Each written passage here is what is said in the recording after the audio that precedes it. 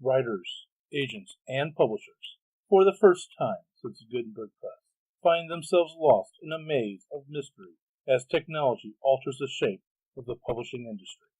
Searching for Answers is a group of writers throwing pop culture, writing, and publishing into a crucible of clarity, passion, and humor. This group is the Right Pack.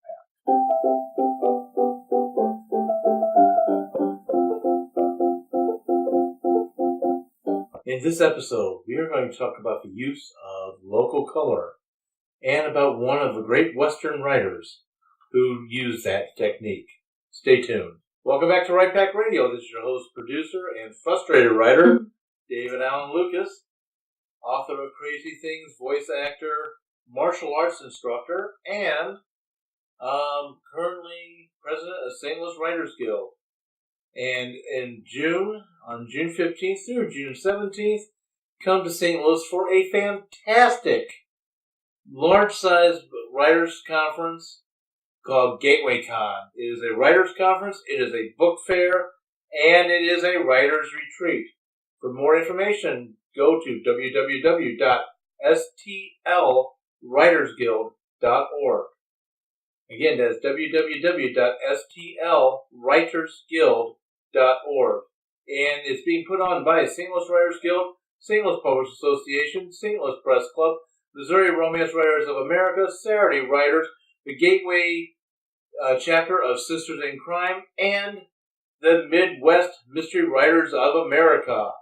It's not just one organization, it is all of the great organizations, and there are still others out there which we hope will join us in the future.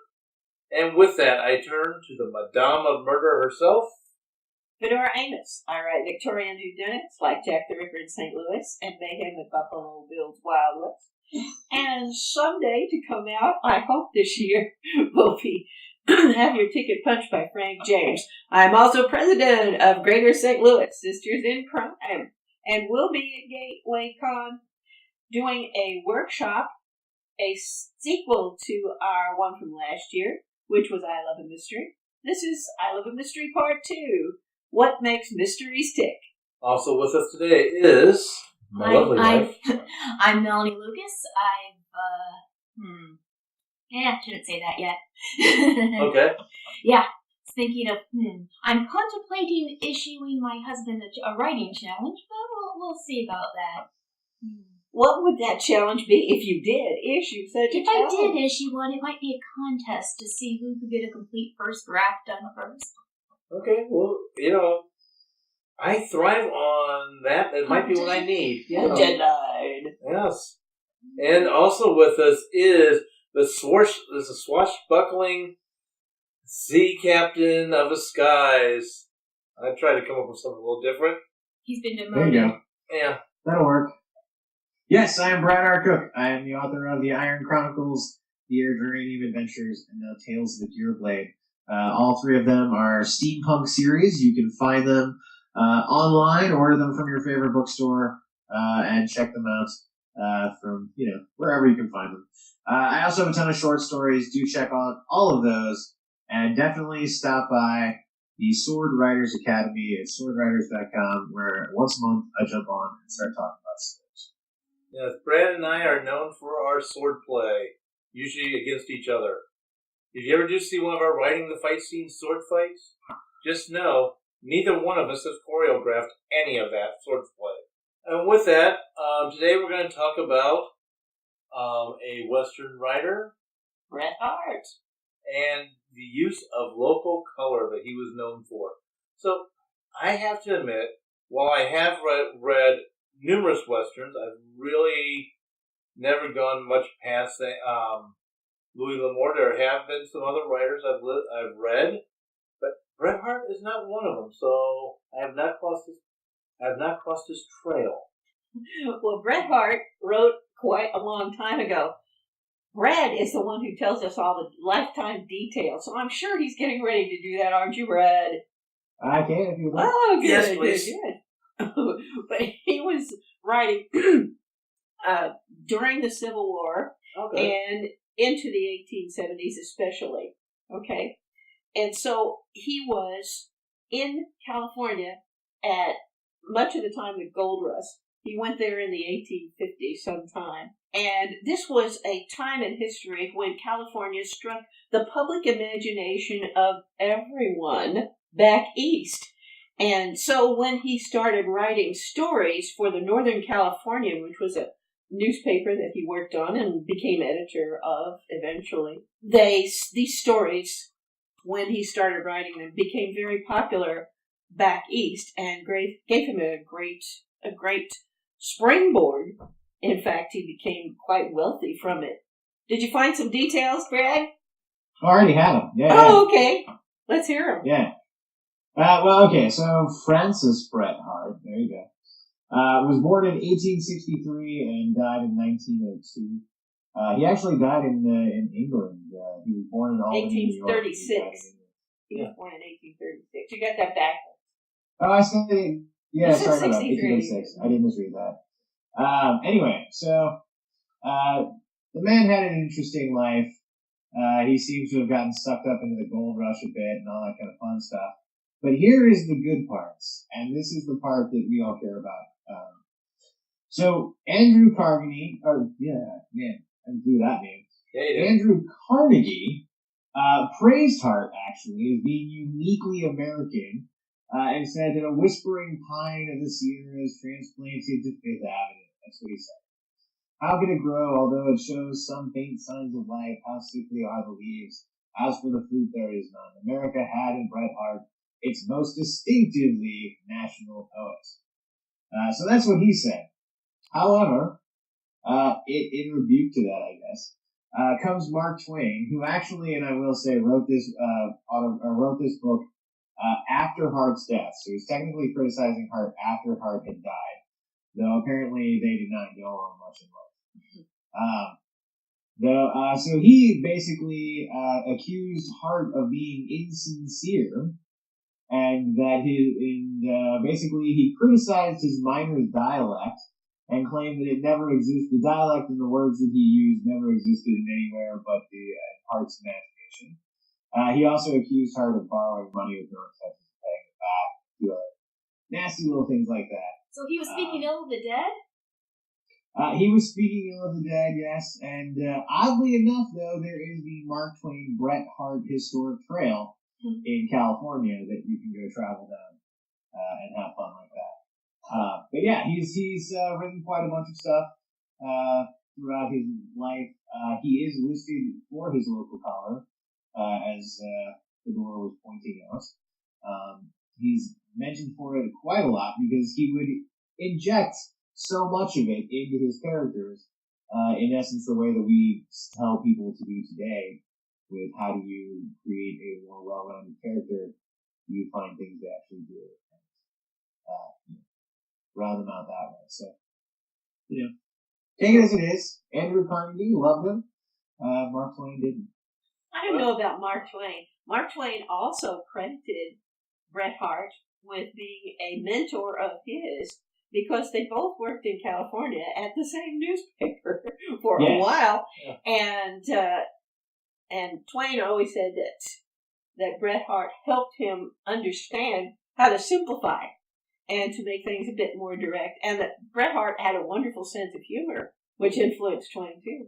Those two statements are contradictory. Yeah, yeah. Usually, sometimes a student gets into their fights with a mentor. Absolutely. I mean, he's very clear. It has to do with Harte's, like one of Harte's novels, and Mark Twain thought he was very insincere in that book, whereas Andrew Carnegie thought he had captured America perfectly. So, go fig on that one. So, first off, non-serious question, do not answer. But the Mark Twain Bret Harte Trail, I wonder if it includes, and the author's got into a fist fight here. No, sorry. But now for a serious question. Okay, what is local color? You said, Brad, we've talked about it, or we've always talked about, this is one way to make more well-rounded characters, but what is it? What is local color? The textbook definition is the customs, manner of speech, dress, or other typical features of a place or period that contribute to its particular character. So there's the official definition of local color. Okay, since Kathleen isn't here, how can we avoid cliche and cultural appropriation? Well, it sounds you like have to. I mean, in essence, okay. So it's not cultural appropriation to give the Southern character of your novel Southern color, giving them the look and feel of all of that kind of stuff. Where it becomes cultural appropriation is where I am using a culture that is not my own to populate a world that I have created. That is where you're running into cultural appropriation. So if you take your fantasy novel and inject the totality of Southern culture into it, then you have culturally appropriated Southern culture and stuck it into your fantasy novel. That's not good to do. It sounds like Twain might have been accusing Bret of something close to... No, Twain was accusing Harte of getting his details wrong and not going to the source to actually find out what it is. So in essence, taking the trope and writing the stereotype as opposed to actually going and learning what somebody says. And I'll throw this out as Nora and I both run into this. We both write in a century that is not our own, where slang and go-offs and expletives and cheers and hurrahs and all that stuff are a totally different set of slang, a totally different set of phrasing, and even an entirely different way of speaking than we do today. If I make my characters sound like they are a modern teenager, that is not going to fly. So I have to make my 1800s characters sound like they're from the 1800s. Now, I can do that a bunch of ways, injecting slang, injecting colloquialisms, injecting things that they would have seen or said, using those references, giving you details of the objects they touch and all of that kind of stuff. The sounds they hear, the smells they get, right, all of that. I can do all of that. Or, I could just half-ass it and be like, oh, I'm just going to put in every so often a cheerio. And, to make them sound British or something, and maybe a bloody whenever they're mad. That would be doing a disservice to the local color in your novel. Well, that's interesting to say that, because one of the things that Agatha Christie talked about was, especially when she wrote, of course I realize we are talking about a totally different time of writing, but when she wrote Hercule Poirot, she always would put on just a little bit of the French for his Belgian aspect, like Monsieur, or any of just a very quick one or two phrase statement that's in French and then carry on in English with the rest. Which is a smart way of doing it. A bad way of doing it would have him not doing that kind of stuff and then being like, you know what? I'm really in the mood for a croissant. And just throwing in a random French word or something like that. Okay. That's that's where you would be doing local color disservice. Having your character have the idioms that they're supposed to have is smart. Also, too, you gotta be careful when you're doing dialect of local color that you don't lose your reader. I mean, after all, if you were to write something like, "I ladies and gentlemen, 400 Hawkins Way, and you know, and the color of face." And good luck if you... Yeah. And that actually I did say something. Just if you can actually translate it, good luck. But if you were to try to put that in writing, yeah, you're going to lose your author. You'll lose me. You'll lose your reader real quick. And I think some people said that's where I marked an amateur. But I'm not going to say one way or the other. So, go for it. Go on. Well, certainly Bret Harte did not invent local color, not even in this country. James Fenimore Cooper, who wrote Tales of Indians and about the legend of Sleepy Hollow from upstate New York, certainly he was around long before and quite popular.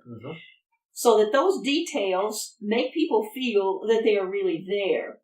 And you and I try to take people back 100 years or more and make them feel that they're really there. And we do that in the various means that you suggested. But it is using local color is a wonderful thing, I think, for connecting with readers. Mark Twain was a local colorist, too. Mm-hmm. Everything that he wrote, mostly, well, not everything, but most of what he wrote that is remembered today is set around the Mississippi River. And as for Bret Harte, he struck the popular imagination because he wrote about California gold rush people. But he did not do this in if Mark Twain thought he was insincere, fine, but he did not do this in the normal way that we think of an old-fashioned Western, with black and white heroes, and one wears white hats and the other black. In his most famous short story, which is Outcasts of Poker Flats, he portrays a time in California when they were getting civilization, when people in town decided to get rid of some of the riffraff.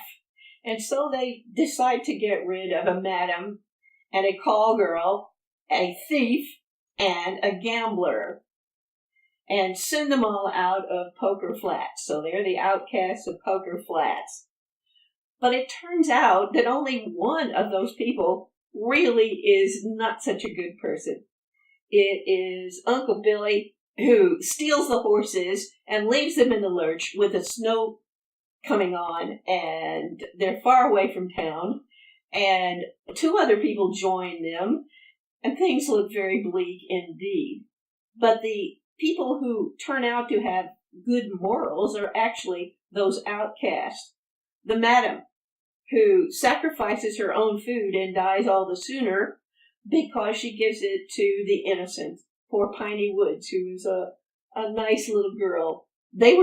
She and Simpson were trying to get to Poker Flats to get married, in fact. But the two die intertwined in each other's arms. The supposed good, the supposed innocent, because nature doesn't care one way or the other, whether you're good or bad. Your end may very well come to the same. And another sacrificing person is Oakhurst, the gambler, who understands what's going to happen, but still can't prevent it, and ends up a suicide. So this is not your typical white hat, black hat kind of story. It is a sad story and a very pragmatic story, but a quite colorful story. I just realized when you said that in an earlier episode, or maybe off mic, I said that I'm always forgetting names and the details help me look things up. Mm-hmm. When you told me the plot of that, I read that in 11th grade. Of course. It's quite a famous story. Yeah, so I've read this author. I just didn't remember it. Yeah. And it was made into a movie a couple of times as well. I have to admit, I don't think I'm familiar with it. So. Yeah, it's a short story. And again, I remember sitting in class and reading it, and the teacher read it aloud, but she didn't have the ability to do the right accent, so she was reading it with a different accent. So, let me ask this question. And really, this is going towards both Fedora and Brad more than anything else, because you do write in different time periods than what we do, than I do right now. Actually, I'm trying to figure out my time period correctly. That's another reason why I took this story back to plot. And that is, how do you research the local color? What are some ways if even, let's say it is set modern day, I know you two write historical fiction, or in your case, Brad, I guess fantasy historical, but if I was to write a story set in, let's say Chile, down in South America, what would be some ways to research local color? Well, I'll start. Okay. I deliberately selected this part of the 1800s, which is the very end of the 1800s, though I have done research throughout the entire century, so I have a pretty good idea of what leads up to this time frame, because I had done a number of speeches for the Missouri Humanities Council and others, and so I have a good background in the 1800s in America, most especially local in Missouri and around St. Louis. So one of the best resources that I know of is the newspapers of the time. They are still readily available and simply delightful. people would probably think I'm crazy to say that I like to read the newspapers from 1898, but I do. They are delightful. The stories that they have are, many of them, quite different, and the ads are fascinating. And altogether, it's simply amazing. They have sports coverage, too, but do you know who they cover more than anybody else from around here? Harvard and Yale. I don't know why, but that's what they did. And I find it endlessly fascinating to read those newspapers. I want to come back to that, but Brad, go for it. I would totally agree. I actually also love reading old newspapers for those very reasons. In fact, the ads are some of the best parts. It actually will make me sad when newspapers go away because the future won't have that. Oh, the future will have it. There'll be archived web pages. Yeah, it just won't be the same. You'll have weird pop-up ads, maybe. I don't know. Anyway, I was going to talk about other ways you can do your research. So if you're doing research of today, you want to know what it's like in Chile right now. We live in a world where you can actually know that. So you can easily Google and, figure out Chile. If you know the village that, or the city that you're using in Chile, you can Google map that and then know exactly. You can even Google, put a street view in and go walk around your own town that your story is set. If you want to know about Chile, there's an endless stuff on Wikipedia. Start there, but never stop. And keep going and go to Chile's tourism page. Find out what's going on. Then, to get local color, screw all of that. Push it all aside. Go to YouTube and find people living in Chile and see what they're posting. Go on Twitter and hashtag Chile and see what they're talking about there. If you want a really good one, hashtag Scotland. Oh, that is a good Twitter. Scottish Twitter is a world unto its own. I highly recommend it. But the point is that there's so much you can do. Even beyond that, reach out to someone in Chile. If you're writing about a cop in another city or something like that, hey, contact that cop in another city and see if they're going to contact you. Maybe it's a professor who's working at some archaeological dig. You might not get that, but you might get an archaeological student in Chile who's willing to contact you or talk to you or something along those lines. There's a ton of resources you can go to. The internet is literally filled with an infinite amount of that. However, if it's all about slang, if it's all about verbiage and the words you should be saying, Google their websites and go read not only stuff that's written by people in there, but stuff that's written about it. So if you want to have an Irish brawl, if you want a Scottish brawl or an Irish brogue or something like that, go get the phrasing. There's websites out there with tons of phrasing. I use websites that have historical phrases in them to help populate my books with, color.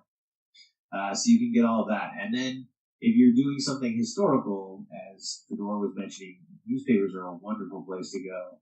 I am also a big fan of old photographs. Now, you're limited in the amount of time you can go back and still get a photograph. But there's some amazing details that you can pick out from this and from the expressions on their faces, which, you have to remember that hold for like 2 minutes or 5 minutes or 10 minutes or something like that. But, it can be a really fascinating way of connecting with a time period on a visual format, which some people do better than connecting in words and other things like that. So there's a ton of ways. The internet is vast and infinite, and just remember to stop researching at some point and write. Yes. And just a note, too, if you look at pictures from certain time periods, because they look grumpy, there's a reason why, as President said, you're holding the expression for several minutes. Here's my question about newspapers. Sorry, people, I'm going to use the slang term, the morgue, which is where all the old newspapers are technically located. How do you get a hold of them? I know I was doing this for researching to look into St. Louis Post-Dispatch, and you've got to subscribe online, an extra subscription, to be able to access it. So what are some other ways if you don't want to necessarily pay? The library. Okay. Yeah, the library. Just get a library card, and you can do a lot of research from home using their databases on your machine because Yep. they pay, and that means you don't have to. So there are historical newspapers that you can get online. And, of course, if there are a lot of things that aren't digitized yet, which will eventually be, I expect. So you can go to the library, if you go to library headquarters in the county or in the central library in the city. They have a lot of stuff that's available on microfilm. And, yes, that may be old-fashioned, but it still works. You get to use the cool dials and hear the zzz. It's all good stuff. That's what I grew up with. Go ahead. Go ahead, Brett. I would actually throw out that the library is your best friend on that. If you're wanting to find old newspapers, you can. In some cases, you can go and actually open up the actual newspaper. Some of them still have copies, paper copies, and stuff like that. Most of it's on microfiche and all that kind of stuff. I will throw out that yes, the Post-Dispatch and other newspapers do make you pay for their archives and stuff like that.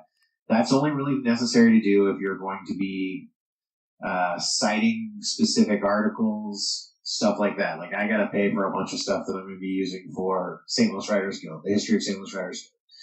But other than that, I highly recommend just getting a library card, because as Fedora said, they have access to all of that and more, tons of resources. There's all kinds of stuff.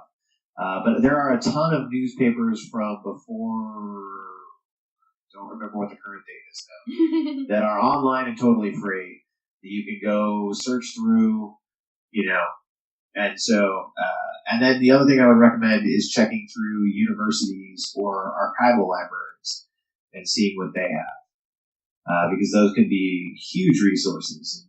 When we do research, we talk about first, second, and third hand sourcing. So first-hand sourcing is somebody directly writing about that time period, so it's like a journal or something along those lines. Second-hand is obviously somebody who's not writing about the direct event, but they're writing within that time period and knowledge of it, i.e. a newspaper, a scientific journal paper, all kinds of events, things like that. And third-hand sourcing is a historian later who has no connection to that time period, but has studied it and is writing all about it. So you want to try and find first-hand accounts to get the most local color. You're going to get the most out of it there. Maybe second-hand as well. And then third-hand is a great source for helping you understand the time period you're writing about, because there's usually more of an analysis and break. I was going to say that for university libraries, public universities, private universities, most, can't speak to all of them, do have periods of time when people that are not associated with the university can come in and use the resources. There are usually limits. For instance, you can't check anything out, but you could certainly make photocopies. Mm-hmm. But I would recommend calling, talking to someone there, and finding out what you can do, what you should bring. If you should bring a credit card for making copies, or a USB port, or whatever. Like, you should bring change, because too many of those libraries still work off that's like $0.25 per copy. It's like, yeah. So that's why I okay, recommend how much change do I have in my pockets? Yep. Brad, the Fedora? Well, so I wanted to jump in on what Melanie was saying. Most of the libraries that I have dealt with, the research libraries and the archival libraries, I cannot physically enter. But their stacks and stuff are well online. I can do a ton of research looking for it. And then if I'm site specific and I know there's something there that I want to see, then I can hire a research librarian to go through the stacks for me, find everything they have on it, and then send me what, copies or breakdowns or stuff like that. And I've done that, did that for St. Louis Writers Guild when we were searching through all our history and stuff. So it can be a great resource, but a lot of it's online, or you can call up and get a research librarian to do some of the work for you. And to be honest, it wasn't that expensive to hire a research librarian. I was actually shocked. How much did it run you, basically? So it actually was the color copies that we had made. So it ended up costing me like $75 to get the story. But the majority of that cost was actually the color copies made of the story, because there were a ton of pages that ended up in Fedora. I would add that a number of research libraries are good resources if you want to go there in person. For example, the Missouri Historical Society Library is my source for maps, which are invaluable to finding what was existing in St. Louis or wherever, especially locally in Missouri, anywhere that was available. And you can make copies of those and take them home, and they are wonderful. Also, the Mercantile Library, which is at University of Missouri St. Louis, you can go there in person and use their library. It doesn't cost anything. You can't take anything out, of course, but it has a very special collection of all kinds of railroad timetables and various transportation things, ships and things on the Mississippi River. So if you're interested in any of that stuff, there is no better place in the country to go than right there. So you can use those things if you have an idea of what you're looking for, because those collections are immense. So you have to have a pretty good idea of what you're looking for and then get some help once you get there. But it's there. You know it's there if all you have to do is dig it out.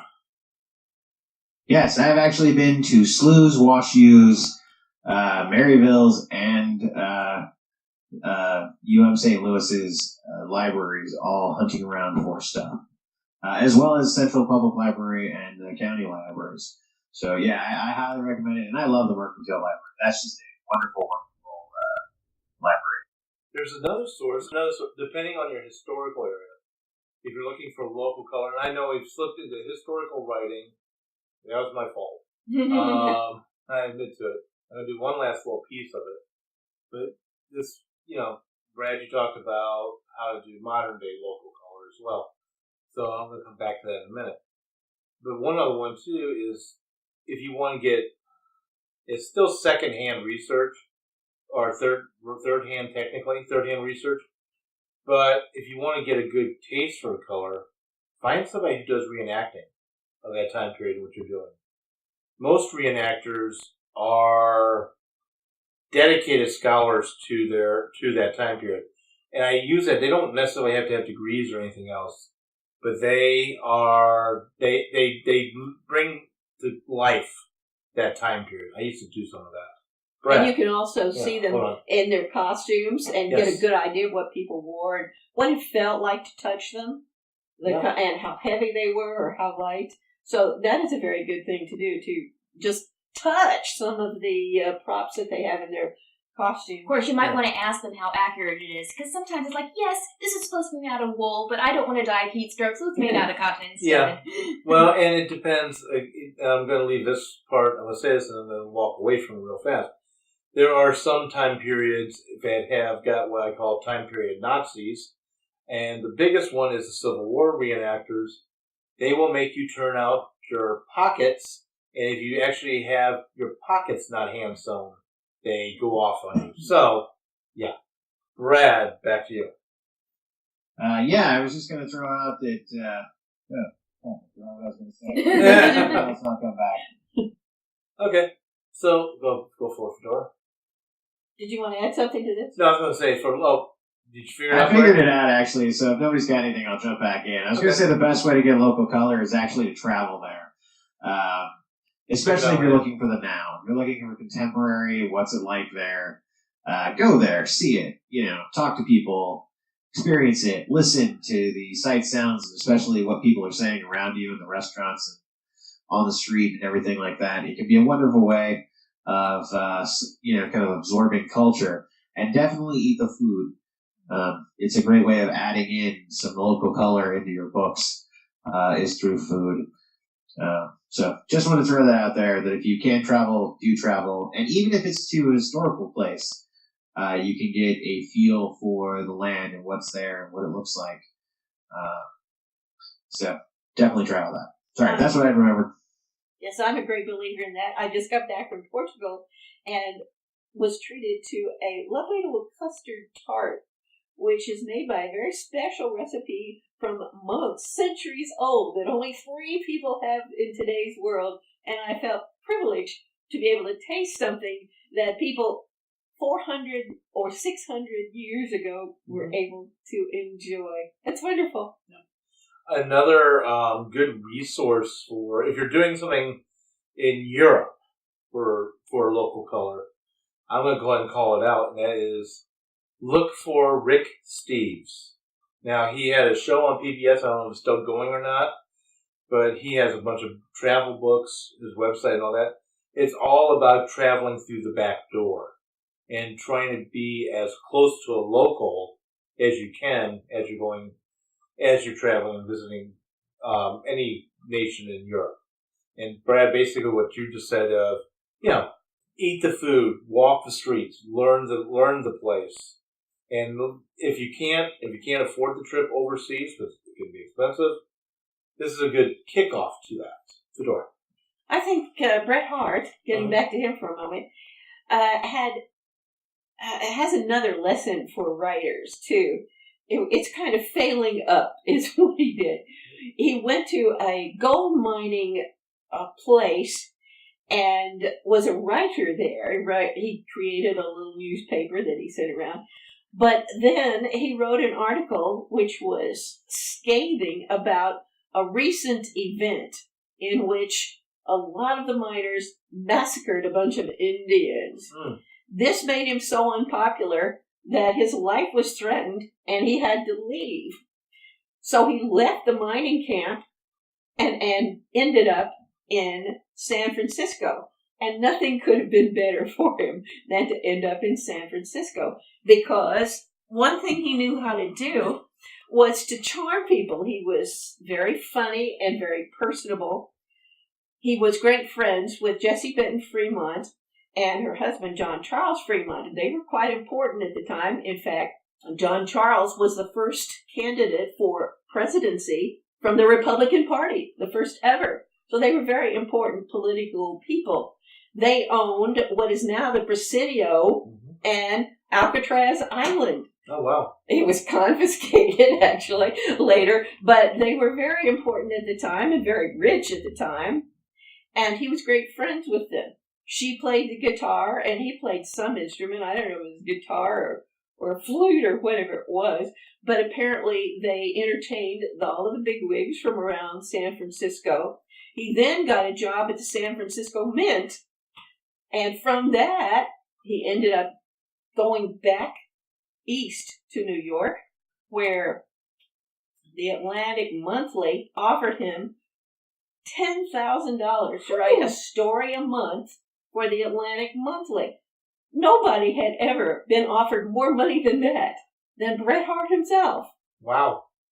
And from that, he became an envoy to Germany and later to England, which is where he eventually died. So he knew how to climb the social ladder and make political friends. And while you may not be able to climb as fast as he, because he was poor. He started out, without any money at all. But he did well for himself by being personable and by writing the stories that people wanted to read. And he made a great success of his entire life. And writers have to do that too. Yep. You have to develop your platform and create stories that people want to read and use that to parlay into even bigger and better success. And nobody did that better than Bret Harte. $10,000 for that time period. That's huge. Amazing. That's a huge amount. That was about 1870. Yeah, like that. What would that be in today's money? Millions. Yeah. I was going to say, just guessing, Which also says something about inflation over the years. I'll leave that part alone.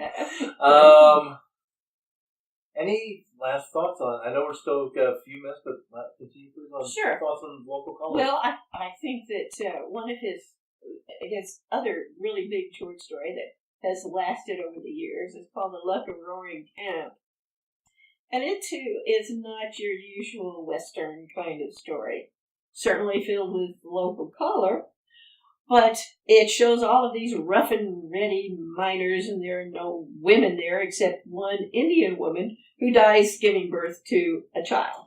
So there are all of these guys, and they have nothing except a goat to feed the baby, okay? And they don't really know what to do, but somehow they manage. They adapt. They become nicer.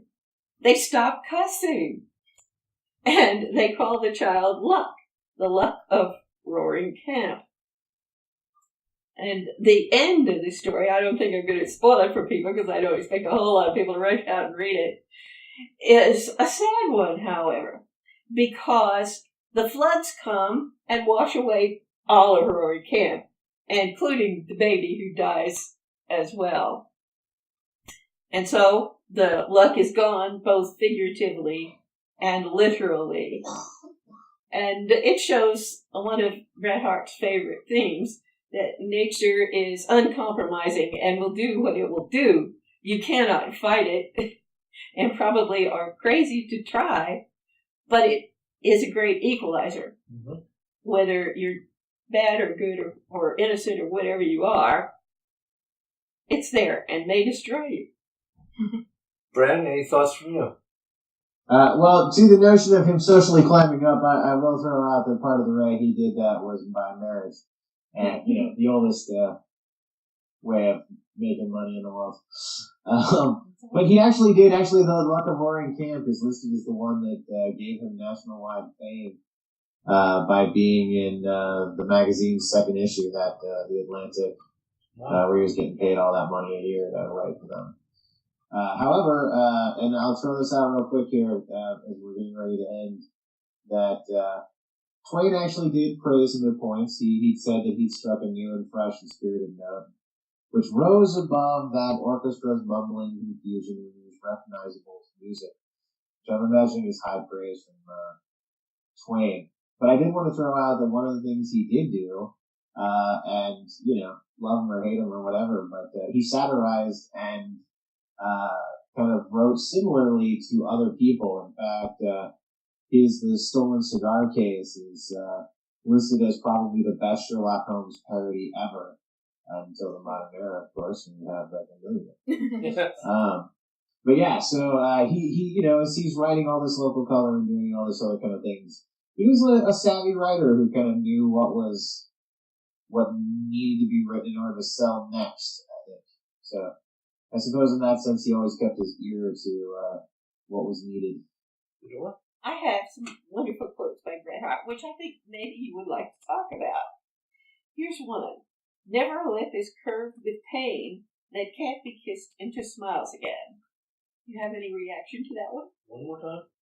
Never a lip is curved with pain that can't be kissed into smiles again. Sounds like doesn't sound like it belongs in Old Richard's Almanac, but it does sound like a saying that, Yeah. This is from Luck of Roaring Camp. The only sure thing about luck is that it will change. Yeah. That's true. Okay, so those good Victorian quips. Yep. How about this one? A bird in hand is a certainty, but a bird in the bush may sing. Okay. Yeah. Do you have any interpretation of that? And as they say, a bird in hand is better than two in the bush, but yes, the two in the bush may be the offer of hope. And the one in the hand may be simply that you are squeezing it to death. Yes. Yeah, that can be a very ugly thing. Or it can pick your hand really hard. I suppose. And draw blood. There you go. A Greek, what was it? A sturge? With the name of that. Okay, Jason and the Argonauts visit the island. Sorry, keep going. Ignore the sidebar. Well, I have one more, which I think you and Brad ought to like, and perhaps have a comment about. It's virtue always meets reward, but quicker when it wears a sword. Yes, it's true. And to borrow from, since Jen's not here, I will fill it in for her. To borrow from Babylon 5, the character Marcus, who was a ranger, he would say, and at least one time he would say, it's always better to carry. Let's see, what was that? You can get more with a kind word and a 2x4 you can with just a kind word. Did Marcus say that, or was that another character, like Garibaldi? No, that was Marcus. Okay. Right after he beat up an entire bar full of bad guys. Ah, okay. So yeah, which I do find true. Not that I'm going to admit anything, nor will I admit that under oath anywhere. Yeah. Well, I think Bret Harte was quite an admirable writer, not because of what he accomplished in the course of his lifetime, by however means he accomplished it, and also he did not write the standard construct of what we think of as a Western story. His have twists and turns that are intriguing. I like him. And also, too, let's say this. While we're placing Bret Harte in the Western category, the Western genre, he's really before genre. Mm-hmm. Well, before the Western genre, anyway. Well, before genre, period. And you know, as far as... One would probably say Americana. Yeah. All of his books really do kind of center on the American experience and what was going on in the times. Right. Not all of them. I mean, he's got, The Case of the Stolen Cigar or whatever is Parody. less so. It is. Yeah. And he wrote just straight articles for the newspaper, which he edited and wrote for. I will say this, though. His mutton chop game is strong. Check out the Wikipedia picture. Okay. There is a challenge that I will not take up. I will look at Wikipedia picture, but I will never try to grow a mutton chop. And on that note... Yeah, as I look at your Van Dyke. Yeah, but that's a different thing. Yes. No, but like I said, no mutton chops. Yes. And on that note, tune in next week for yet another interesting topic in the writing industry. Thank you for listening, and please subscribe on whatever platform you listen to and share this with your writer friends. Take care. The new theme songs for Right Pack Radio were written and performed by Meredith Tate. All copyrights remain with her.